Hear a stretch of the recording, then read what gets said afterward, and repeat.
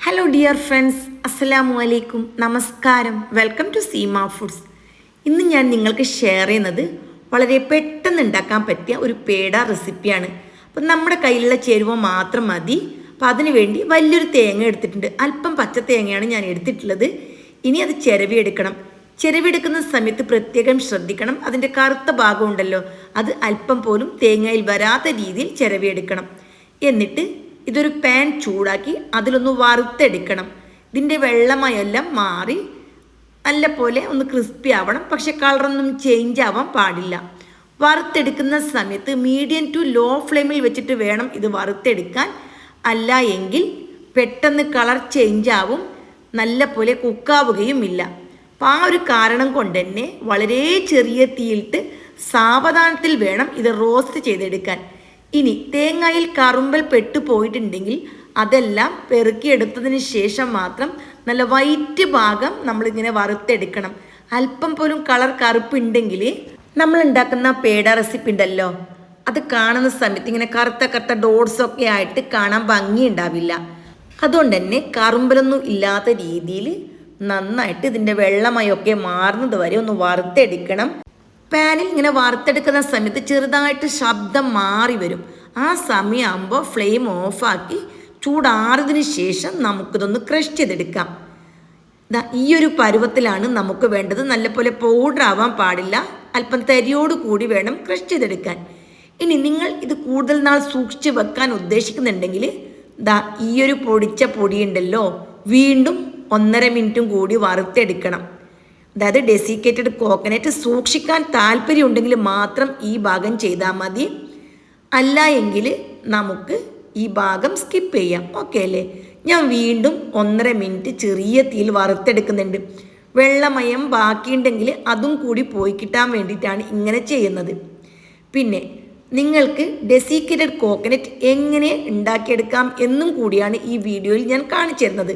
അതുകൊണ്ടാണ് വീണ്ടും ഞാൻ വറുത്തെടുക്കുന്നത്. ഇപ്പോൾ നന്നായിട്ട് പാകമായി വന്നിട്ടുണ്ട്.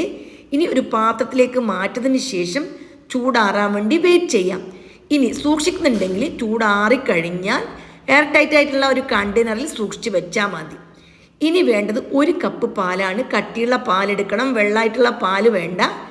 എന്നിട്ട് അതേ കപ്പിൽ 1/2 കപ്പ് പ്ലസ് 1 ടേബിൾ സ്പൂൺ പഞ്ചസാരയും കൂടി ചേർത്തിട്ട് നന്നായിട്ടൊന്ന് ചൂടാക്കി എടുക്കണം.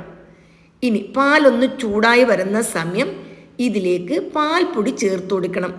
അപ്പോൾ ഞാൻ ഇതിലേക്ക് ആവശ്യത്തിനുള്ള പാൽപ്പൊടി ഒന്ന് അളന്നെടുക്കുന്നുണ്ട്. പിന്നെ വെള്ളം ചേർത്ത പാലാണെങ്കിൽ ഈ പേട കറക്റ്റായിട്ട് കിട്ടില്ല, ടേസ്റ്റ് ഉണ്ടാവില്ല. ഇനി 1/2 കപ്പ് പാൽപ്പൊടിയും അളന്നെടുത്തതിന് ശേഷം ഇതിലേക്ക് ചേർത്ത് കൊടുക്കണം. അപ്പോൾ പ്രത്യേകം ശ്രദ്ധിക്കണം, ഈ പാൽപ്പൊടിയൊക്കെ എടുക്കുന്ന സമയം പഴയതായാൽ നമുക്ക് കറക്റ്റായിട്ട് പെർഫെക്റ്റ് ആയിട്ട് പേട ഉണ്ടാക്കാൻ പറ്റില്ല. ഫ്രഷ് ആയിട്ടുള്ള പാൽപ്പൊടി 1/2 കപ്പും കൂടി ചേർത്ത് കഴിഞ്ഞാൽ നമുക്ക് ഇത് വീണ്ടും കട്ടിയൊന്നും ഇല്ലാത്ത രീതിയിൽ ഒന്ന് കലക്കിയെടുക്കണം. എന്നിട്ട് മീഡിയം തീയിൽ വെച്ചിട്ട് തന്നെ ഈ പാലൊന്ന് ചൂടാക്കി തിളപ്പിച്ചെടുക്കണം. പാൽ തിളച്ച് വരുന്നുണ്ട്. ഈ ഒരു സമയം ഇതിലേക്ക് നമ്മൾ റെഡിയാക്കി വെച്ചിരിക്കുന്ന ഡെസിക്കേറ്റഡ് കോക്കനട്ട് ഉണ്ടല്ലോ, അത് 1.5 കപ്പാണ് വേണ്ടത്. അളന്ന് തന്നെ ഉപയോഗിക്കണം. വലിയ ഒരു തേങ്ങ നമ്മൾ എടുത്താൽ ഏകദേശം 1.25 കപ്പ് ഡെസിക്കേറ്റഡ് കോക്കനട്ട് കിട്ടും. പിന്നെ ഡെസിക്കേറ്റഡ് കോക്കനട്ട് ചേർത്ത് കഴിഞ്ഞാൽ ഫ്ലെയിം ഫുള്ളിലേക്ക് മാറ്റി 1-1.5 മിനിറ്റ് ഫുൾ തീയിൽ വെച്ചിട്ട് നന്നായിട്ട് ഇളക്കി യോജിപ്പിക്കണം. കൈയെടുക്കാണ്ട് സൂക്ഷിച്ച് ചെയ്യണം.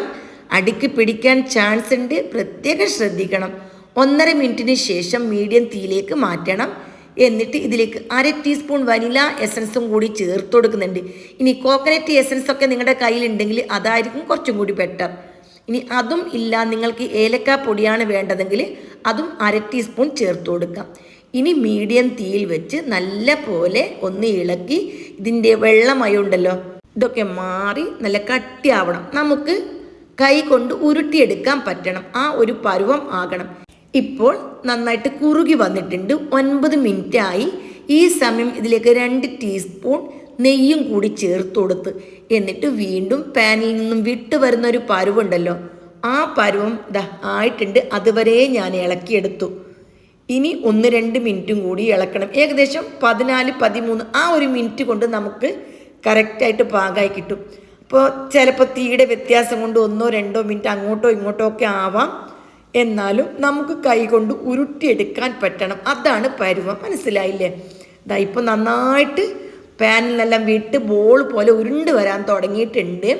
അതായത് ചെറുതായിട്ടൊന്ന് നെയ്യ് ഇങ്ങനെ കിണിഞ്ഞ് വരാൻ തുടങ്ങും. അത്രയാകുമ്പോൾ നമുക്ക് ഫ്ലെയിം ഓഫാക്കി ചൂടാറുന്നത് വരെ വെയിറ്റ് ചെയ്യാം. ആ ഒരു പരുവം വരെ നന്നായിട്ടൊന്ന് ഇളക്കിയെടുക്കണം. 9 മിനിറ്റ് ആകുമ്പോൾ നമ്മൾ നെയ്യ് ചേർത്തല്ലോ, പിന്നെ മീഡിയം ടു ലോ ഫ്ലെയിമിലേക്ക് മാറ്റണം. എന്നിട്ടാണ് വീണ്ടും ഇളക്കിയെടുക്കേണ്ടത്. അപ്പം അങ്ങനെയാകുമ്പോൾ കറക്റ്റായിട്ട് കുക്കായിട്ട് കിട്ടും. നല്ല പോലെ പാകമായാൽ ഫ്ലെയിം ഓഫാക്കി ചൂടാറാൻ വേണ്ടി വേറൊരു പാത്രത്തിലേക്ക് മാറ്റുന്നുണ്ട്. എന്നിട്ട് ചൂടാറിക്കഴിഞ്ഞാൽ നല്ല പോലെ നമുക്ക് ഉരുട്ടിയെടുക്കാൻ പറ്റും. അപ്പോൾ അതിന് മുമ്പായിട്ട് വീണ്ടും മയത്തിലൊന്ന് കുഴച്ചെടുക്കണം. കണ്ടല്ലോ, ഇപ്പോൾ പ്ലേറ്റിലേക്ക് ഞാൻ മാറ്റിയിട്ടുണ്ട്. ചൂടാറിയിട്ടുണ്ട്. നല്ല പോലെ കുഴച്ച് മയപ്പെടുത്തി എടുത്തിട്ടുണ്ട്. ഇനി നമുക്ക് ഉരുട്ടിയെടുക്കുന്ന സമയത്ത് ക്രാക്സ് ഒന്നും വീഴാണ്ട് നല്ല ഫിനിഷിങ് പോയിന്റിലേക്ക് എത്തും. നന്നായിട്ട് ഡാമേജ് ഒന്നും ആവാത്ത രീതിയിൽ നമുക്ക് ഉരുട്ടിയെടുക്കാൻ പറ്റും. ഇനി നിങ്ങൾക്ക് ഏത് ഷേപ്പിലാണ് പേട വേണ്ടത് ആ രീതിയിൽ ഷേപ്പാക്കി എടുക്കാം. അപ്പോൾ വളരെ സ്വാദിഷ്ടമായ പേടയാണ്. നമ്മുടെ കയ്യിലുള്ള ചേരുവ മാത്രം വെച്ചിട്ടാണ് ഞാൻ ഈ റെസിപ്പി ചെയ്തെടുക്കുന്നത്. ഇനി പേടയിലേക്ക് വേണമെന്നുണ്ടെങ്കിൽ ഈ സമയം തന്നെ നിങ്ങൾക്ക് നട്സോ അതേപോലെ കാഷ്യൂനട്ട്, കിസ്മിസ്, ബദാം എന്ത് വേണേലും വെച്ചു കൊടുക്കാം. അപ്പോൾ അതൊക്കെ നിങ്ങളുടെ ഇഷ്ടമാണ്. ഞാനിപ്പോൾ എല്ലാം കൂടി ഇവിടെ നന്നായിട്ട് ഷേപ്പാക്കി എടുക്കുന്നുണ്ട്. ഷേപ്പാക്കി എടുക്കാനൊക്കെ വളരെ ഈസിയാണ്. നല്ല പെർഫെക്റ്റ് ആയിട്ടുള്ളൊരു പരുവത്തിലാണ് ഇത് കിട്ടിയിട്ടുള്ളത്. അതുകൊണ്ട് തന്നെ കയ്യിലൊന്നും യാതൊരുവിധ ഒട്ടലും ഇല്ല. നന്നായിട്ട് ഷേപ്പാക്കാൻ പറ്റുന്നുണ്ട്. എല്ലാം കൂടി റെഡിയാക്കി എടുത്തതിന് ശേഷം ഞാൻ ഇതിൻ്റെ മുകളിലായിട്ട് ഓരോ കിസ്മിസ് വെച്ച് കൊടുക്കുന്നുണ്ട്. അപ്പോൾ ഇതൊക്കെ നിങ്ങൾക്ക് എന്ത് വേണം അതിനനുസരിച്ച് വെച്ചെടുക്കാം. അപ്പോൾ ഇത്രയേ ഉള്ളൂ ഇന്നത്തെ റെസിപ്പി. വളരെ സിമ്പിളായിട്ട് ഉണ്ടാക്കാൻ പറ്റുന്ന ഒരു കോക്കനട്ട് പേട റെസിപ്പിയാണ് ഞാൻ നിങ്ങൾക്ക് ഷെയർ ചെയ്തത്. തീർച്ചയായിട്ടും എൻ്റെ എല്ലാ കൂട്ടുകാരും ഈ റെസിപ്പി ട്രൈ ചെയ്ത് നിങ്ങളുടെ വിലയേറിയ ഉപദേശങ്ങളും നിർദ്ദേശങ്ങളും ഫീഡ്ബാക്ക് അറിയിക്കുക. വീണ്ടും കാണുന്നതുവരെ ബൈ ബൈ.